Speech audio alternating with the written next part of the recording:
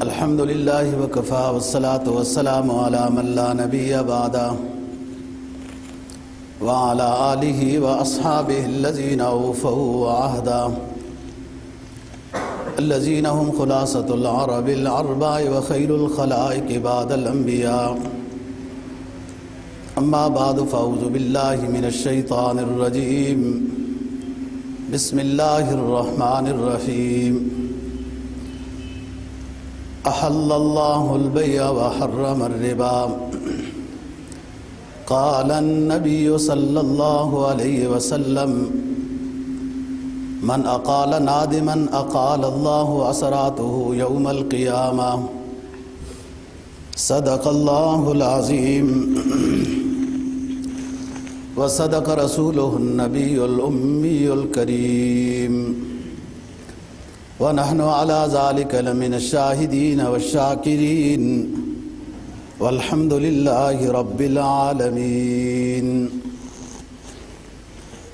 سورہ بقرہ کی ایک آیت کریمہ، تیسرا پارہ، اور جناب نبی پاک صلی اللہ علیہ وسلم کا ایک فرمان تلاوت کیا ہے جس کو امام ابو داود نے نقل کیا ہے۔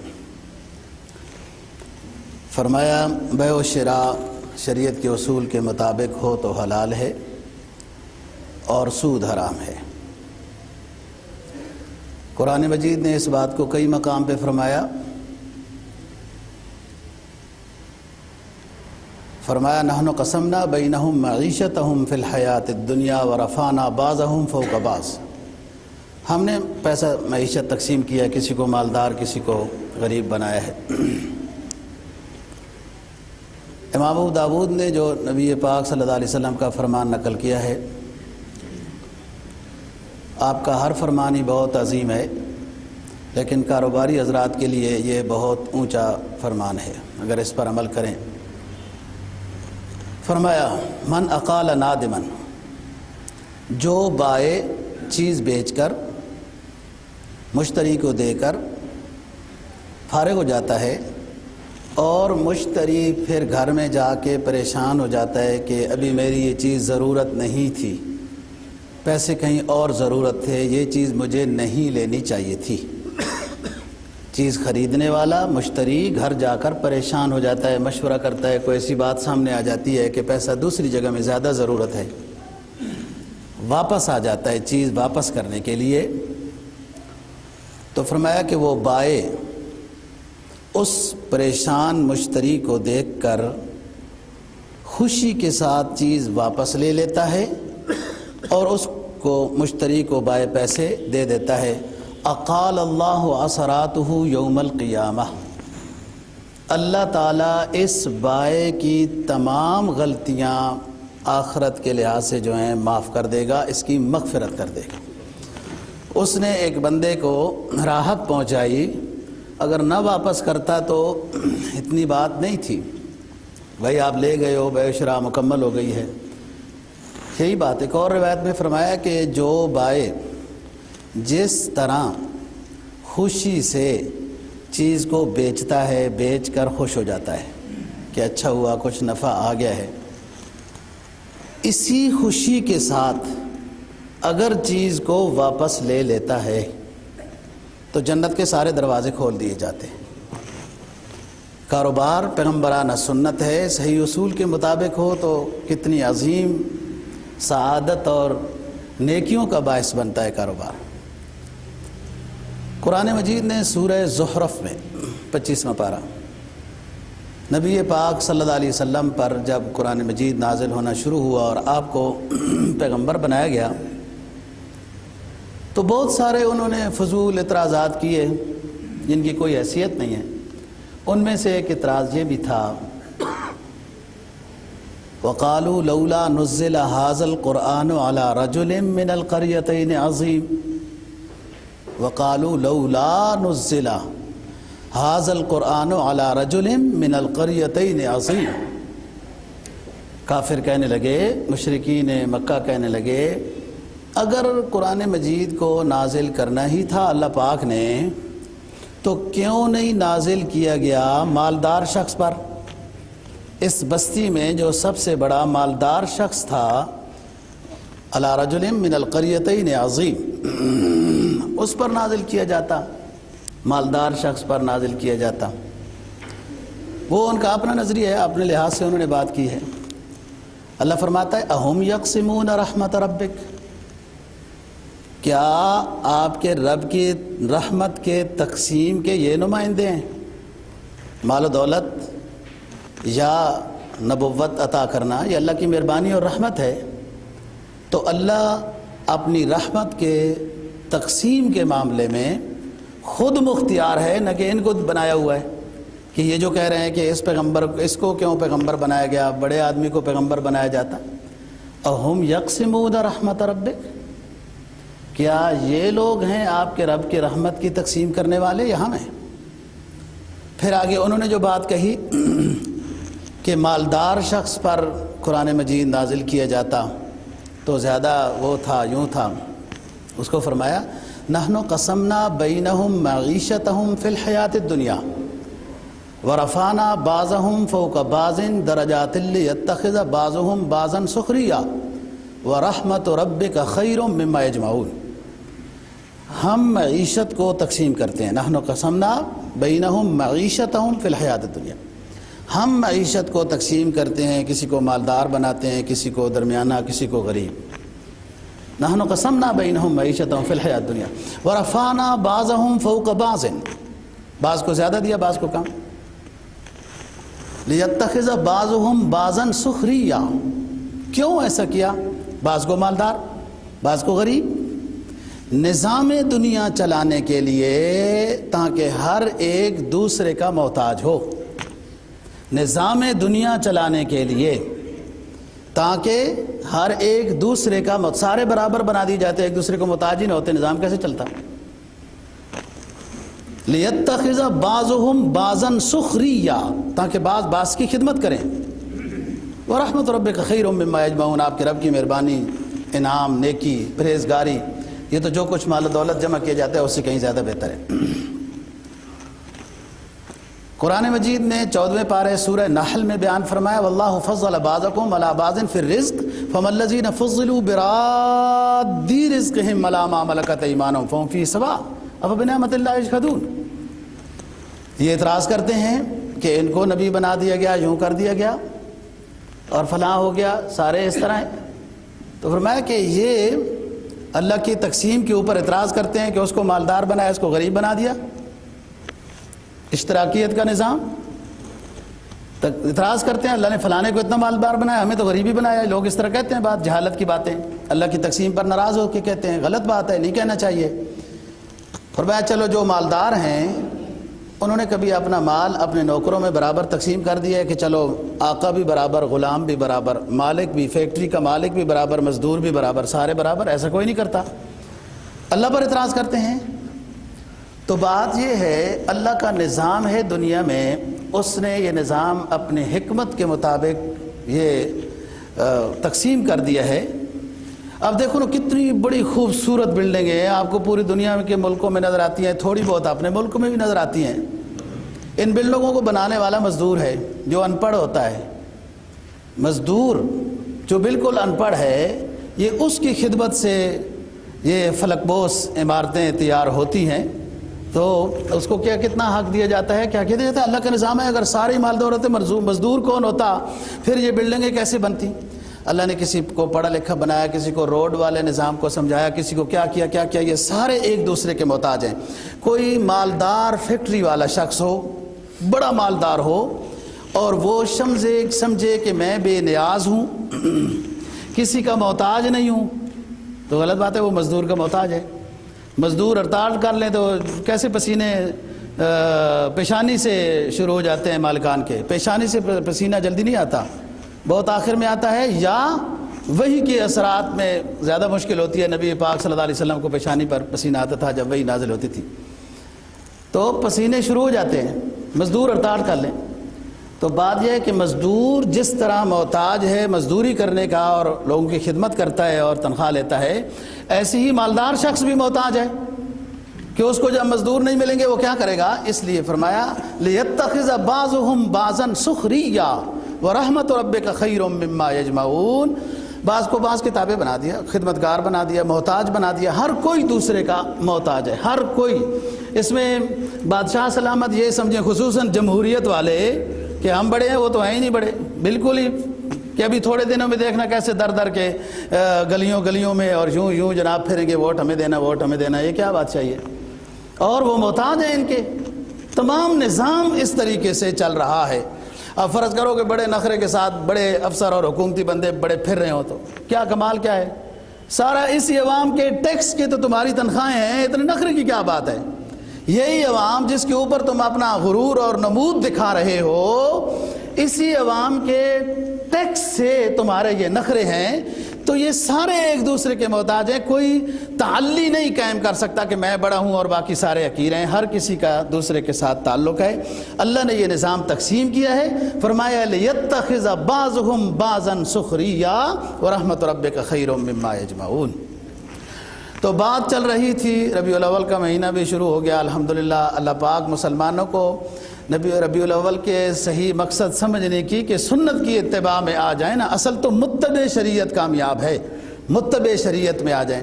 انشاءاللہ اگلے جمعے کو بات کریں گے. ہم نے پچھلے جمعے کو یہ بات کی تھی کہ تجارت کے موضوع پر بات کریں گے. دیکھو دوستو، جب انسان کے پاس شریعت کا علم ہوگا، پھر کہیں جب غلطی کرنے لگے گا تو کچھ نہ کچھ تو اس کے دماغ میں یہ بات آئے گی کہ شریعت کا حکم تو یہاں یہ ہے، مجھ سے کہیں غلطی تو نہیں ہو رہی. جب علم ہی نہ ہو کسی چیز کا اور وہ معاملہ مروج ہو ہمارے ماحول میں، تو اس میں جو غلطیاں ہیں، کمزوریاں ہیں، ان سے کیسا بچا جائے گا؟ بھائی بدعت کا مقابلہ کیسے ہوتا ہے؟ جب آپ سنت رسول صلی اللہ علیہ وسلم کو زندہ کریں. شرک کا مقابلہ کیسے ہوتا ہے؟ جب اس کے مقابلے میں توحید باری تعالیٰ کو زندہ کریں. رسم و رواج کا مقابلہ کیسے ہوتا ہے؟ جب اس کے مقابلے میں اسلامی اصول کو آپ سامنے لائیں گے. اگر ہمارے کاروبار، تجارت اور دفتروں میں کوئی غیر اسلامی چیزیں رائج ہیں تو ان کو دور کیسے کیا جائے گا کہ اس کی جگہ پہ اسلامی شک کو لایا جائے گا؟ تو وہ رسم و رواج یا غلط چیزیں جو رائج ہیں ان کو دور کیا جائے گا، یا جیسے چل رہا ہے ایسے ہی چلے دینا ہے؟ تو پھر اسلام کو آنے کی ضرورت نہیں تھی، اتنا محنت کی ضرورت کیا تھی، اتنا نظام. دوستو، اسلام نام جس طرح عقائد کا ہے، عبادات کا ہے، ایسے ہی معاملات کا ہے، بے و شرع ایسی ہی اخلاقیات کا ہے. کیسے پیش آنا ہے، کس طریقے سے. اتنی بڑی وعید ہے، من لم یوقر کبیرنا ولم یرحم صغیرنا فلیس منا. جو شخص اپنے سے بڑے کا احترام نہیں کرتا، چھوٹے پر شفقت نہیں کرتا، ہم میں سے نہیں. سرکار دو جہاں صلی اللہ علیہ وسلم کا فرمان. عقائد، عبادات یہ بھی اسلام ہے، معاملات بھی اسلام ہے، معاشرت بھی، رہن سہن، گھر والوں کے ساتھ کیسے رہنا ہے، کیا حق حقوق ہوتے ہیں، کیا ترتیب ہے، رشتہ کیسے تلاش کرنا ہے، وراثت کیسے تقسیم کرنی ہے، اور اخلاقیات، یہ سارا اسلام ہے. اس سارے کے مجموعے پر عمل کرنے کا نام دینداری ہے. تو ہم جو بتا رہے ہیں عقائد اور عبادات تو تقریباً بتائی جاتی ہیں. یہ جو میں جن موضوعوں کو چھیڑ رہا ہوں، یہ موضوع عام موضوع نہیں ہے دوستو، نہ بیان کرنے والے کے لحاظ سے اور نہ سننے والے کے لحاظ سے. اور میں اس امید کے ساتھ یہ موضوع بیان کر رہا ہوں کہ ماشاءاللہ آپ پڑھے لکھے لوگ ہیں اور یہ علمی باتیں جو ہیں، تجارت اسلامی کیا ہے اور غیر اسلامی کیا ہے، صحیح بیع و شراء کیا ہے، مکروہ بیع و شراء کیا ہے، فاسد بیع و شراء کیا ہے، باطل بیع و شراء کیا ہے، جائز کیا ہے، ناجائز کیا ہے، بالکل حرام کیا ہے، مکروہ کیا ہے، یہ بندہ وہی سمجھ سکتا ہے جس کے پاس تھوڑا بہت کوئی علم ہو. جب جہالت کے اندھیرے دور ہوتے ہیں، جب جہالت کے اندھیرے دور ہوتے ہیں، جب اسلام کی روشنی انسان کے پاس ہو، جب اسلام سیکھے ہی نہیں، اسلام پر عملی تو دور بعد کی بات ہے نا. پہلے جب اسلام کو سیکھے گا پھر اس کے بعد اسلام پر عمل کی نوبت آئے گی. اور جب اسلام سیکھا ہی نہیں جائے گا، پتہ ہی نہیں ہے، جیسے آباء و اجداد کر رہے ہیں، بے و شراء کر رہے تھے، یوں کر رہے تھے، وہی ہم بھی کر رہے ہیں، تو اسلام لانے کا کیا مطلب ہے؟ اسلام اتنی بڑی تعلیمات کا نام ہے. آپ کبھی کسی لائبریری میں جا کے احادیث کی کتابیں دیکھیں تو صحیح نا، چلو پڑھنا نہیں جانتے، دیکھنا بھی ثواب ہے، یہ نورانی حروف ہیں. آپ دیکھیں گے کہ اتنی بڑی حدیث کی اگر کتاب ہے نا جی، تو شروع میں 100-150 صفحے میں عقائد اور عبادات بیان ہو جاتی ہیں. عقائد اور عبادات، نماز، روزہ، حج، زکوٰۃ اور عقیدہ بیان ہو جاتا ہے. باقی اس کے بعد بہت بڑا ذخیرہ احادیث کا، معاملات کا، معاشرت کا، اخلاقیات کا ہوتا ہے جو اس کے بعد ہے. تو بات یہ ہے دوستو، یہ چیزیں ہم نے سیکھنی ہیں. پھر جہاں ہمارا بس چلتا ہے، جہاں تک ہماری کوشش اور محنت کامیاب ہوتی ہے، ہم نے اس محنت اور کوشش کو کرنا ہے، تاکہ یہ غیر اسلامی جو طریقے ہمارے بے و شراء کے اندر، بازار کے اندر، دفتروں میں داخل ہو گئے ہیں، ان کو دور کرنا. اور جہاں ہمارا بس نہیں چلتا تو ہم غیر مکلف ہیں. پھر ارباب اقتدار کا اس میں بس چلتا ہے، وہ گنہگار ہوں گے. پہلی بات، بے میں 4 چیزیں کار فرما ہے: مبی، پیسہ، ثمن، ایجاب و قبول، متعاقدین، جانبین جو بے و شراء کر رہے. ثمن اس کو کہتے ہیں جس کے ذریعے سے چیز خریدی جاتی ہے، یہ بھی پاس جیب میں ہونا چاہیے. اور مبی اس کو کہتے ہیں جس کو بیچا جا رہا ہے. فرض کرو ہم یہ رومال بیچ رہے ہیں، رومال ہمارے پاس موجود ہے، تب تو بے جائز ہے. مبی موجود ہی نہیں ہے، بے ہو جاتی ہے، بے پر بے ہو جاتی ہے. سری لنکا سے ابھی کالی مرچ چلی ہے، یہ بندہ مالک ہی نہیں ہوا، جو منگوا رہا ہے یہ اس اپنے لیٹر کو نفع کے ساتھ اگلے کو بیچ دیتا ہے، وہ بندہ اگلے کو بیچ دیتا ہے. وہی جو 300 روپے کلو کالی مرچ سری لنکا سے چلی تھی، آپ کی مارکیٹ میں آنے کے ساتھ وہ 1000 روپے پر پہنچ گئی، ابھی مالک کا جو خریدار ہے اس کا قبضہ ہی نہیں ہوا، یہ بے جائز نہیں ہے. ثمن موجود ہو، جو پیسہ ہو، وہ چیز ثمن بننے کی صلاحیت رکھتی ہو، جو چیز جس کے ذریعے سے چیز خریدی جا رہی ہے، بھلے وہ پاکستانی سکہ ہے، کوئی بھی سکہ ہے، وہ چیز بھلے کپڑا ہے، کوئی بھی چیز ہے، وہ ثمن بننے کی صلاحیت.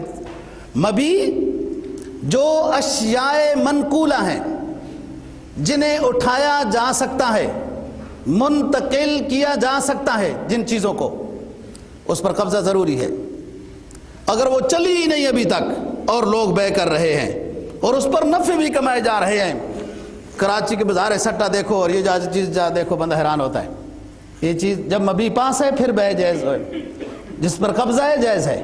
اشیاء غیر منقولہ، جن کو اٹھایا نہیں جا سکتا، جیسے زمین ہے، ان کی بے، وہ جو کیا کہتے ہیں اس کے جو فیل ہے یا رجسٹریشن ہو گئی ہے، فرض اس کے پاس ہے، اس طریقے سے جائز ہے، دھوکہ نہ ہو اس میں. 2 باتیں، ثمن اور مبی.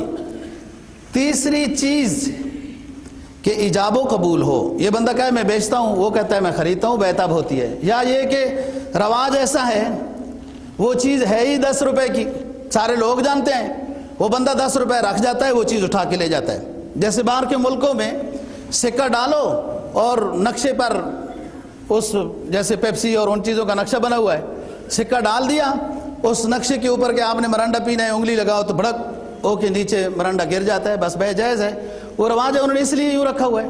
کاروبار کرتے ہوئے لوگ کاؤنٹر پر آتے ہیں، وہ چیز 10 روپے کی ہے، 10 رکھتے ہیں، 10 وہ چیز اٹھا کے لے جاتے ہیں، ٹھیک ہے، یہ بھی بے جائز ہے. وہ راضی ہیں اس لیے، بھلے منہ سے ایجاب و قبول نہیں ہوا. متعاقدین، چیز خریدنے والا، چیز بیچنے والا، دونوں عاقل بالغ ہوں، باصلاحیت ہوں. اگر بچہ ہے کوئی 8-10 سال والا اور وہ بازار میں جاتا ہے اپنے لیے کوئی کھانے کی چیز، کوئی بسکٹ وغیرہ، یہ تو ٹھیک ہے، اتنی بات تو سمجھ میں آتی ہے. لیکن ایک بچہ 7-8 سال والا ہے، وہ اپنی بلڈنگ بیچ رہا ہے، تو شریعت اس بے کو نافذ نہیں کرتی جب تک یہ سن رشد کو نہیں پہنچے گا یا اس کے بڑے نہ ہو. عاقل بالغ، کوئی پاگل ہو اور چیز بیچ رہا ہو خرید رہا ہو تو بے نافذ نہیں ہوگی۔ یہ 4 چیزیں ہیں بے میں۔ اولاً ثمن کا ہونا، پیسہ یا کوئی چیز جو ثمن بن سکتی ہے۔ نمبر 2 مبیع کا قبضے میں ہونا، منقولہ اشیاء کا قبضے میں ہونا، غیر منقولہ اشیاء کا رجسٹریشن یا فرض یا رجسٹری یا جو بھی اصول ہوتا ہے، اس میں بہت دھوکہ ہے، سمجھ سے چلنا ہے۔ متعاقدین کا عاقل بالغ ہونا، پاگل نہ ہو، بچہ نہ ہو، اور ایجاب و قبول۔ پھر بے کی دوستو 4 صورتیں ہیں: بے صحیح، بے مکروہ، بے فاسد، بے باطل۔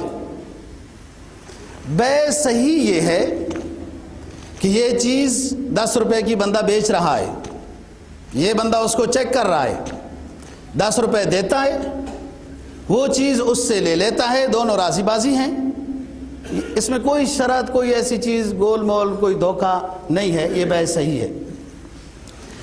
بے مکروہ وہ اشیاء جو ہیں ہی مکروہ، ان کی بے و شراء بھی مکروہ، تمباکو نوشی وغیرہ۔ یا بے مکروہ یوں ہوتی ہے کہ اس چیز میں خوبیاں تو ہیں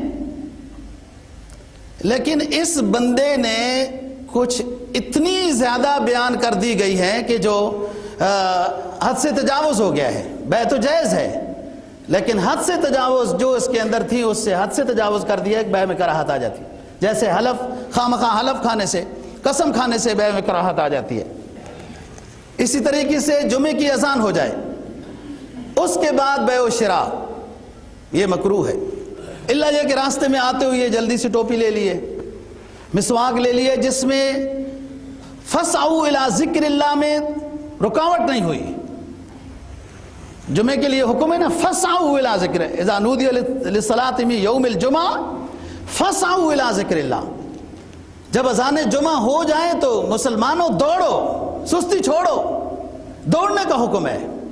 تو وہ آپ جب جلدی جلدی جمعے کے لیے آ رہے ہیں تو مسواک ضرورت تھا یا ٹوپی ضرورت تھی یا جلدی سے کوئی خوشبو، جس میں تاخیر نہیں ہوئی، اتنی صحیح جمعہ میں رکاوٹ نہیں ہوئی، تو اتنی بے تو جائز ہے۔ لیکن اس سے، اور وہ بھی نا کہ وہ مثال تو اسلامی کتابوں میں یہ لکھی ہے کہ ایک دریا سے پار لوگ جمعہ پڑھنے کے لیے جاتے تھے، دریا سے پار۔ آپ کے بھی بہت سارے شہر ہیں جو دریاؤں کے درمیان میں ہیں، تو دریا سے پار لوگ جمعہ پڑھنے جاتے ہیں، تو راستے میں کشتی کے اندر کوئی مسواک بیچ رہا ہے، وہ بھی جمعہ پڑھنے جا رہا ہے، یہ بھی جمعہ پڑھنے جا رہے ہیں، تو اس میں صحیح جمعہ میں کوئی تاخیر نہیں ہے کہ وہ تو کشتی چل ہی رہی ہے اور وہ جا ہی رہے ہیں، تو راستے میں مسواک یا ٹوپی خرید بھی لیا تو کوئی حرج نہیں۔ لیکن اس طریقے سے جیسے تقریباً پوری دنیا میں جمعہ مسجد کے باہر نظام، کاروبار، ٹوپیاں فلان لگا ہوا ہوتا ہے، اور یہ بیٹھے ہوتے ہیں، اور جمعہ پڑھنے والے آ کے لوگ بیٹھ کے وہاں سے چیز پسند بھی کرتے ہیں، خریدتے ہیں، یہ بے و شراء مکروہ ہے۔ اذان جمعہ سے پہلی اذان مراد ہے۔ بے صحیح بھی بتا دی، بے مکروہ بھی بتا دی۔ بے فاسد کا معنی خراب، یہ بے نفس الامر میں تو صحیح ہوتی ہے لیکن درمیان میں ایک شرط ایسی لگا دی جاتی ہے جس کی وجہ سے وہ بے فاسد ہو جاتی ہے۔ مثلا ہم گئے، ایک گاڑی والا بندہ کھڑا تھا، بیل خریدا اس سے، ہم نے کہا بیل اس شرط پر آپ سے خریدتے ہیں کہ آپ ہمیں یہ بیل ہمارے گھر تک پہنچا دیں گے، اس شرط پر۔ 50,000 کا بیل آپ سے خریدتے ہیں اس شرط پر کہ آپ یہ بیل ہمیں اپنے گھر پہنچا دیں گے، یہ مکان میں آپ کو فروخت کرتا ہوں اس شرط پر، فروخت آج کر رہا ہوں اس شرط پر کہ 1 مہینہ میں اس میں اور رہوں گا، اپنے لیے مکان پسند کروں گا، یہ گاڑی میں بیچ رہا ہوں اس شرط کے اوپر بیچ رہا ہوں کہ جب تک دوسری گاڑی مجھے اپنی ضرورت کی نہیں ملتی میں جب تک اپنے پاس رکھوں گا۔ بے تو جائز ہے، یہ شرط جو ساتھ لگائی گئی ہے یہ شرط فاسد ہے اور اس نے بے کو فاسد کر دیا ہے۔ ہاں، اب طریقہ جائز کیا ہے؟ اسلام کے پاس راستہ کیا ہے جائز کا؟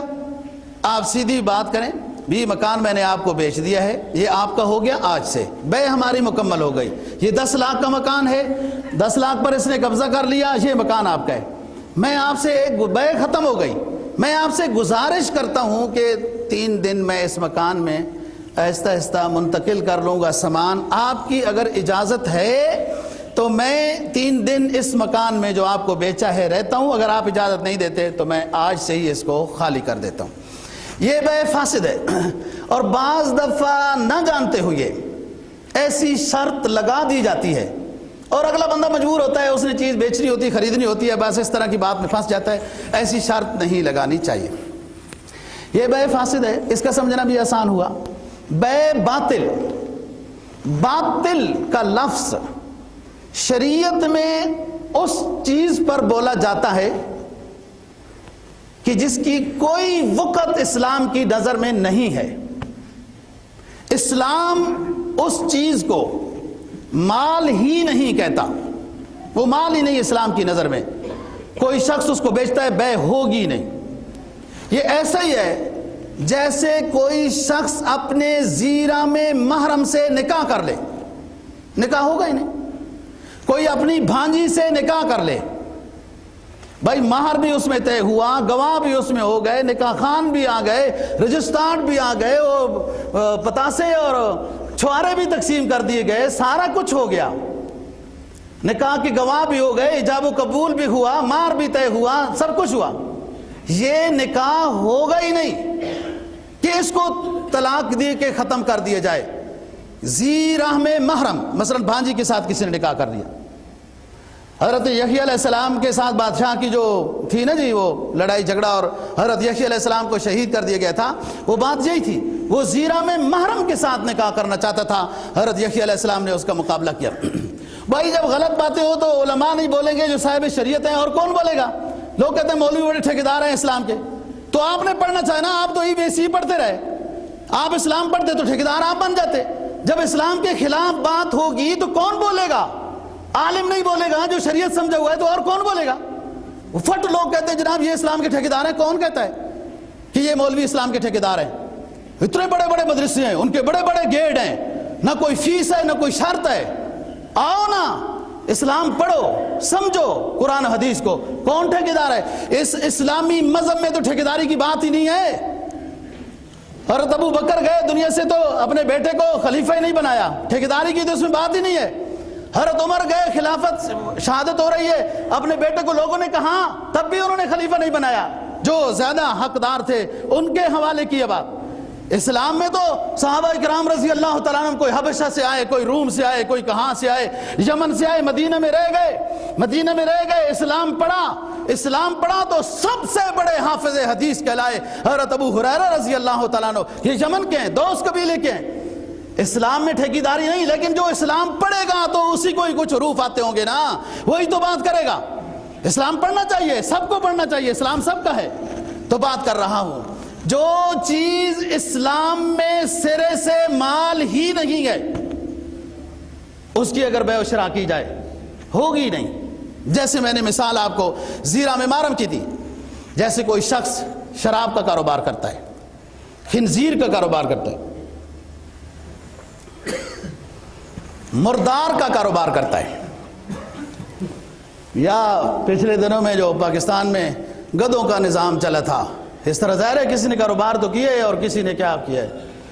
یہ ڈاکٹر لوگ تو بڑا شور مچاتے رہتے ہیں، بازاری چیزیں اور تکے اور فلان اور یہ نہ کھاؤ، یہ بیماری ہو جاتی ہے نا جی، وہ بھی ٹھیک کہتے ہیں، اور اس پر اگر عمل کرتے تو اس طرح کی حرام چیزیں کھانے سے بھی، جو بازار میں اکثر لوگ کھانا کھاتے ہیں نا جی، وہ بچ جاتے ہیں اس طرح کی فضول چیزیں۔ اب اسلامی ملک میں بھی ڈر لگتا ہے ہوٹل پہ جا کے کھانا کھاؤ کہ اب پتہ نہیں بکرا ہوگا پتہ نہیں کون سی چیز ہوگی۔ مردار،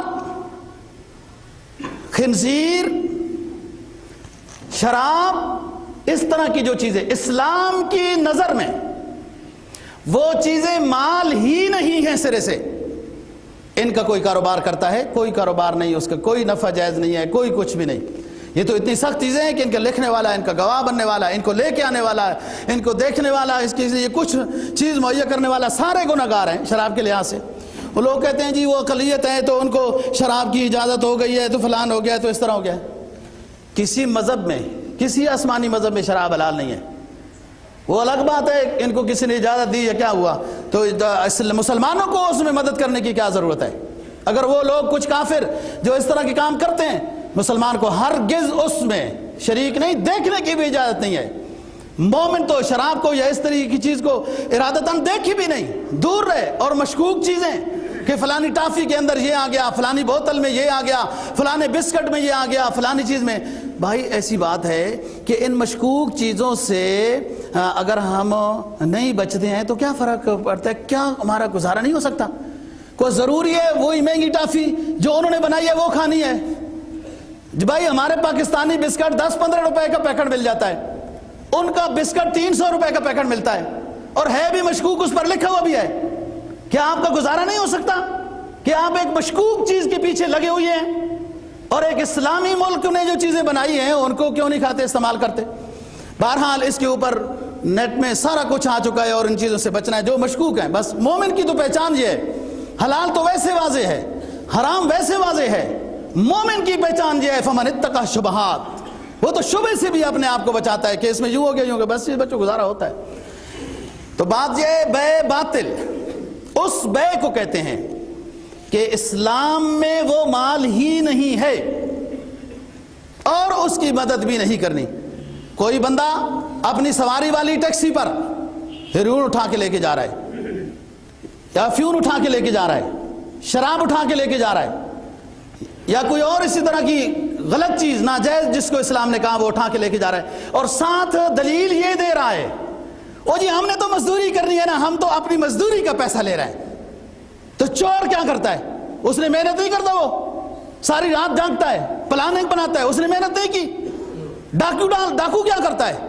بڑی پلاننگ بناتا ہے، فلان کرتا ہے، فلان کرتا ہے۔ وہ گندے کام کرنے والی کنجریاں وہ کیا کام کرتی ہیں؟ وہ محنت نہیں کرتی۔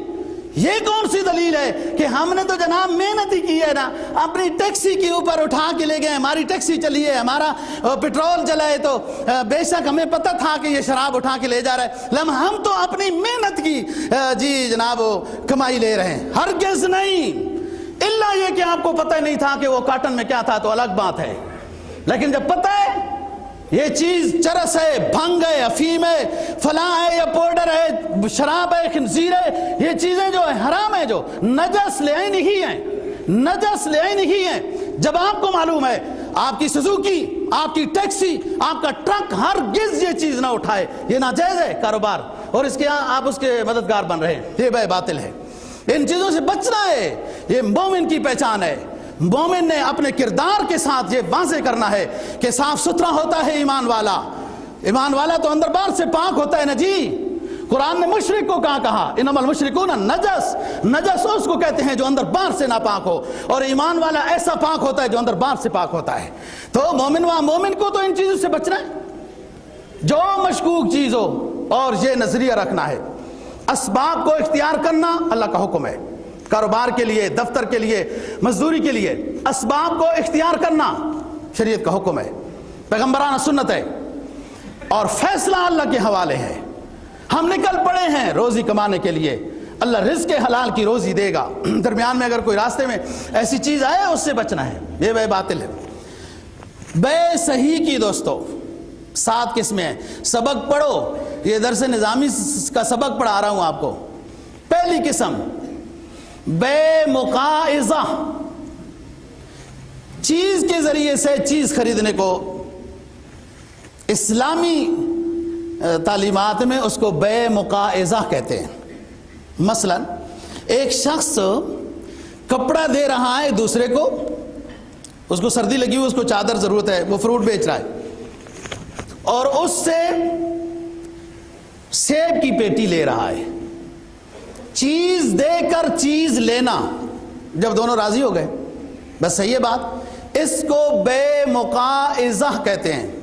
شروع زمانے میں یہی تھا، مجھے یاد ہے جب شور مچانا گھر میں کہ کچھ ٹافیاں کھانی ہے، کچھ کھانی ہے، تو اتنے سے دانے ڈال دینے گھر والوں نے، دانے لے کے جب جاؤ، ہمارے گاؤں میں بڑے میاں ابھی بھی ہیں، وہ بڑے میاں نے 4 ٹافیاں پکڑا دینی ہیں۔ یہ شے چیز کے ذریعے سے بے، شروع زمانے میں اس طرح کی بے ہوتی تھی۔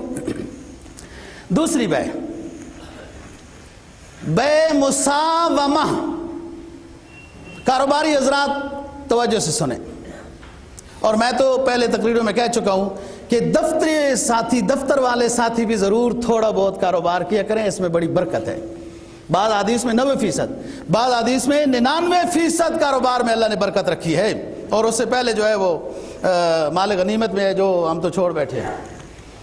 جی، بے مقائضہ، چیز کے ذریعے سے چیز خریدنا، بے مساومہ، کاروباری بھائی چیز کو اس طرح بیچنا کہ اس میں نہ خریدنے کا ذکر ہو کہ مجھے اتنے کی آئی ہے، میں اتنا نفع لے رہا ہوں، یوں کر رہا ہوں، ہو سکتا ہے کہیں اس میں جھوٹ نہ ہو جائے۔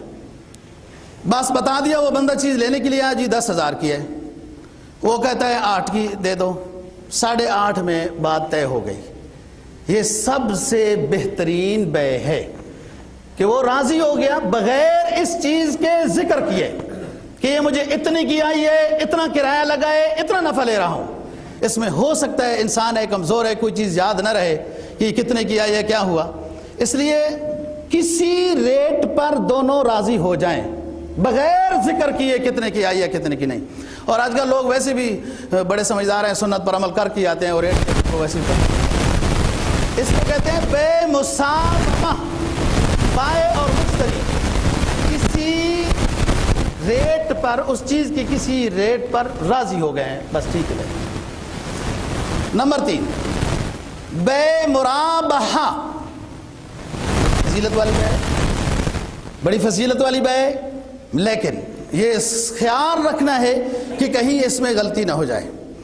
بے مرابحہ اس بے کو کہتے ہیں کہ جس میں یہ بندہ کہتا ہے مجھے یہ دکان میں خرچے کرائے سمیت 100 روپے کی پڑی ہے، میں آپ کو 120 کی دوں گا۔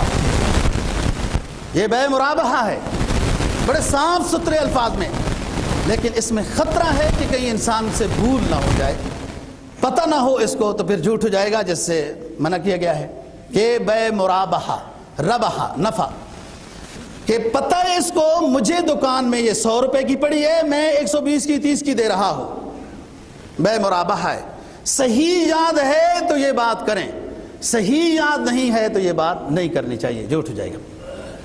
نمبر 4، بے تولیہ، بے تولیہ اس بے کو کہتے ہیں کہ یہ چیز مجھے 100 روپے کی ہی آئی ہے، میں اب 100 کی ہی بیچ رہا ہوں کہ اب نیا سال شروع ہونے والا ہے، نیا مال آنے والا ہے، پرانا نکال رہا ہوں، تو پکا پتہ ہے 100 کی آئی ہے اور 100 کی دے رہا ہے، اور مجبوری بن جاتی ہے بعض دفعہ، چائنا مارکیٹ میں گھس گیا نا جی، تو مجبوری ہے کہ پچھلے سال والی چائنا کی چیز آپ نے اب اس طرح بیچنی ہے کہ وہ دوسرے دکان والے کے پاس اس سے بہتر ماڈل اور اس کے قیمت کے برابر آ گئی۔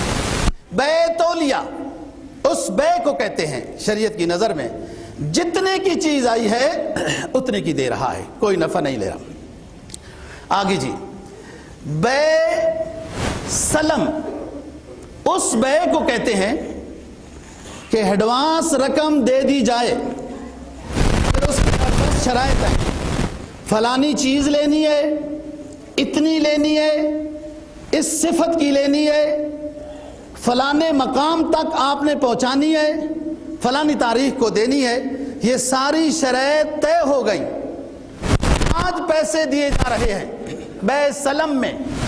یہ دنیا بے سلم ہے، دنیا مزرعۃ الآخرہ، یہ دنیا بے سلم ہے، آخرت کے لحاظ سے وہاں ملے گا اس کا جو یہاں نیکی ہو رہی ہے، نیکی کا بدلہ یہاں بھی ملتا ہے۔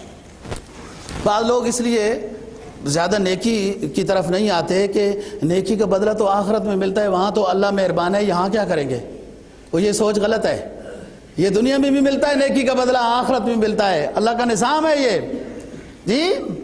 فَلَنُحْيِيَنَّهُ حَيَاةً طَيِّبَةً مَنْ عَمِلَ صَالِحًا مِنْ ذَكَرٍ أَوْ أُنْثَىٰ وَهُوَ مُؤْمِنٌ فَلَنُحْيِيَنَّهُ حَيَاةً طَيِّبَةً وَلَنَجْزِيَنَّهُمْ أَجْرَهُمْ بِأَحْسَنِ مَا كَانُوا يَعْمَلُونَ۔ جو نیک بنتا ہے نا، اور نیکی میں بھائی کہیں امتحان تو آئے گا نا، کوئی کیسی دعوت دے گا، کوئی کیسی دعوت دے گا، آپ کے پاس کوئی حروف ہوں گے اسلام کے تو پھر بچ سکو گے، جھونکوں ہوا کی جھونکوں سے بچ سکو گے، آپ ڈٹ گئے استقامت کے ساتھ نیکی کے اوپر، اسلامی تعلیمات کے اوپر، تو اللہ یہ دنیا بھی بہتر کر دے گا، وہ دنیا بھی بہتر کر دے گا۔ صحابہ کرام رضی اللہ تعالیٰ عنہ مکہ چھوڑ کے آئے، بڑی بڑی ان کی زمینیں تھیں، کوٹھی تھے، مکان تھے، کاروبار تھے، بڑے اونٹ تھے، سامان تھا، ساز و سامان۔ جب چھوڑ کے آئے قرآن کیا کہتا ہے؟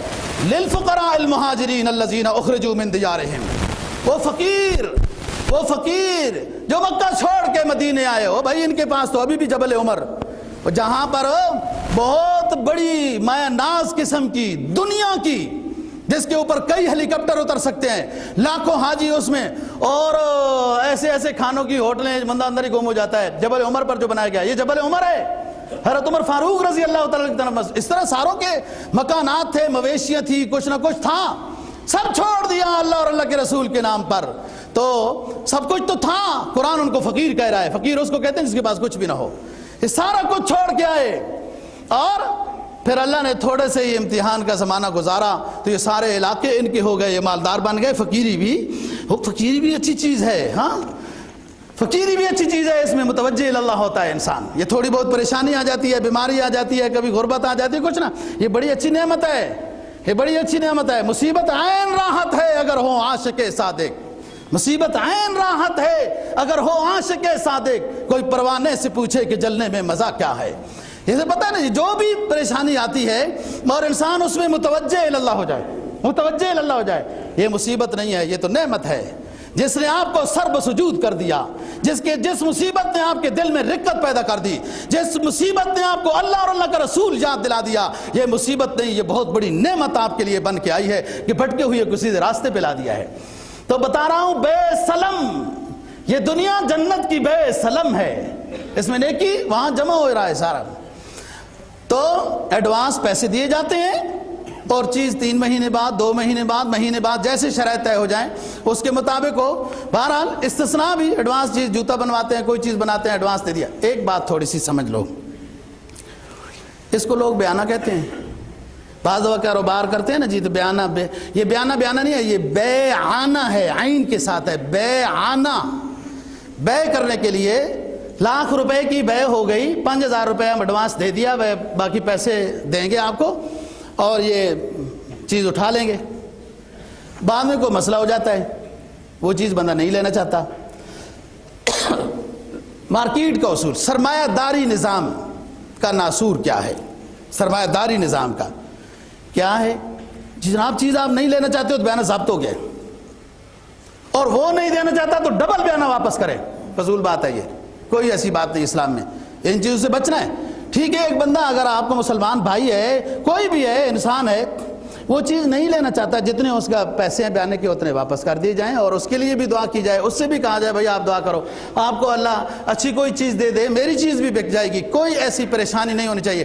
یہ وہ لوگ پریشان ہوتے ہیں جن کو اللہ کے اوپر ایمان نہیں ہے، بھائی اگر اس نے چیز لی اور یہ نہیں لے گا تو میری چیز کوئی نہیں لے گا، کیوں نہیں لے گا؟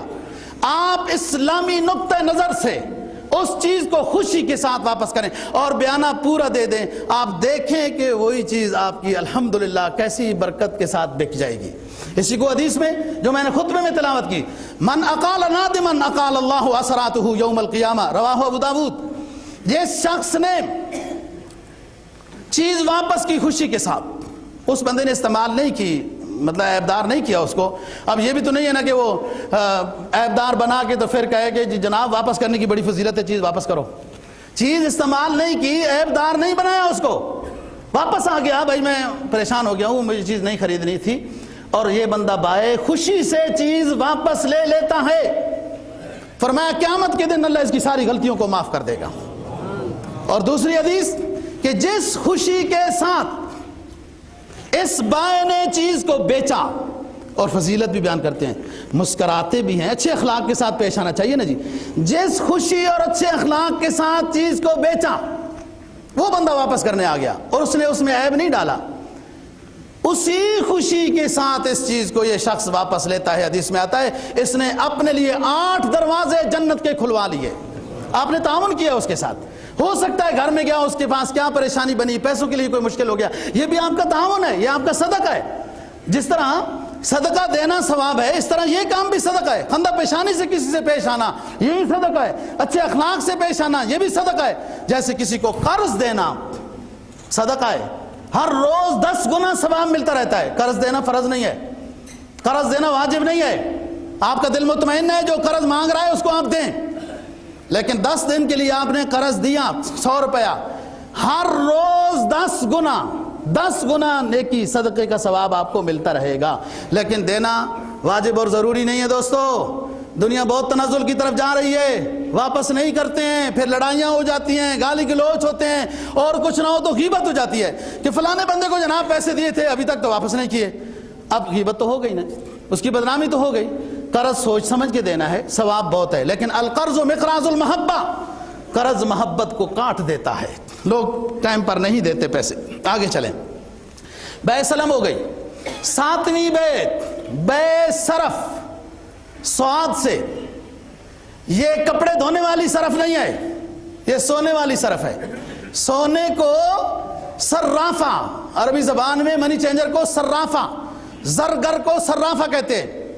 سونے کی بے سونے کے ساتھ، یا جس جنس کی بے جس جنس کے ساتھ، جو تفصیل سے بات کر چکا ہوں، برابری ضروری ہے، ورنہ اگر جنس کی بے جنس کے ساتھ ہو، جنس کی بے جنس کے ساتھ ہو اور برابری نہ کی جائے تو پھر وہ سود ہو جاتا ہے۔ سود کی جامع معنی تعریف دوستو یاد رکھو، سود ہے، ناجائز ہے۔ فَأَذَنُوا بِحَرْبٍ مِّنَ اللَّهِ وَرَسُولِهِ، اس سے اونچی اور کون سی بات ہے؟ اتنی سخت وعید آ گئی ہے۔ ہر وہ معاملہ جو پیسے کے ساتھ تعلق رکھ رہا ہے، پیسہ پیسے کے ساتھ اضافہ یوں کر رہا ہے، اس میں چیز درمیان میں حائل نہیں ہے، پیسے کے ساتھ پیسہ حساب، اتنے فیصد نفع، اتنے فیصد فلاں، یہ سود کا نظام ہے۔ تو اگر شے درمیان میں آ گئی کہ ٹوپی 100 روپے کی بازار سے لائی 150 کی بیچ رہا ہے، ٹھیک ہے، جائز ہے، لیکن 100 روپے کسی کو قرض دے رہا ہے اور 110 واپس لے گا، یہ سود ہے۔ یہ 7ویں قسم۔ البیوع کے اندر 5 چیزیں شرط رکھی جا سکتی ہیں: خیار شرط، خیار مجلس، خیار عیب، خیار وصف، خیار رویت۔ خریدنے کے وقت یہ بندہ کہتا ہے کہ میں نے چیز ابھی دیکھی نہیں، میں دیکھوں گا پھر فیصلہ کروں گا، اس کو خیار رویت، دیکھنے کا خیار۔ ابھی وہ لایا نہیں ہے، کہیں سٹور میں پڑی ہے، دیکھی نہیں چیز اس نے۔ جس مجلس میں بے کر رہے ہیں وہ بے مکمل کرنے سے پہلے ہی ہٹ گئے ہیں، بے نہیں ہوگی، خیار مجلس ختم ہو گیا، مجلس میں اس کو نافذ کرنی چاہیے تھی، اب دوسرا بندہ آ گیا وہ چیز لے گا۔ خیار عیب، چیز بیچی جا رہی ہے، وہ کہتا ہے اس میں کوئی عیب نہیں ہے، گھر میں جا کے دیکھتا ہے کہ اس میں عیب ہے، چیز واپس کر سکتا ہے۔ خیار وصف، اس نے کہا یہ مشین ایسی ہے کہ ہڈیوں کا بھی قیمہ بنا دیتی ہے، مولوی صاحب ہڈیوں کا بھی، گوشت کی کیا بات ہے؟ اس نے جب گھر لے کے گیا تو وہ تو گوشت کا قیمہ نہیں بنا رہی تھی، ہڈیوں کیا بنائے؟ تو وصف اس کے اندر وہ والا نہیں تھا جو وصف کہہ کر خریدی گئی بیچی گئی چیز، یہ چیز واپس کر سکتا ہے۔ خیار رویت، خیار عیب، خیار مجلس، خیار شرط۔ خیار شرط یہ ہے کہ بندہ کہتا ہے میں چیز لے کے جا رہا ہوں، 3 دن کے اندر میں آپ کو بتا دوں گا میں نے رکھنی ہے، نہیں تو واپس کر دوں گا۔ بائیں بھی کہتا ہے میں بھی چیز بیچتا ہوں لیکن 3 دن تک سوچتا ہوں، یہ دونوں طرف سے خیار شرط دونوں طرف سے ہو سکتا ہے۔ خیار عیب، خیار وصف، خیار رویت، خیار مجلس، یہ اس کی طرف سے ہے جو خریدار ہے۔ باقی بات انشاءاللہ تعالی آگے جمعے یا اس کے بعد کریں گے۔ اللہ تعالی ہمیں دین کی سمجھ اور عمل کی توفیق نصیب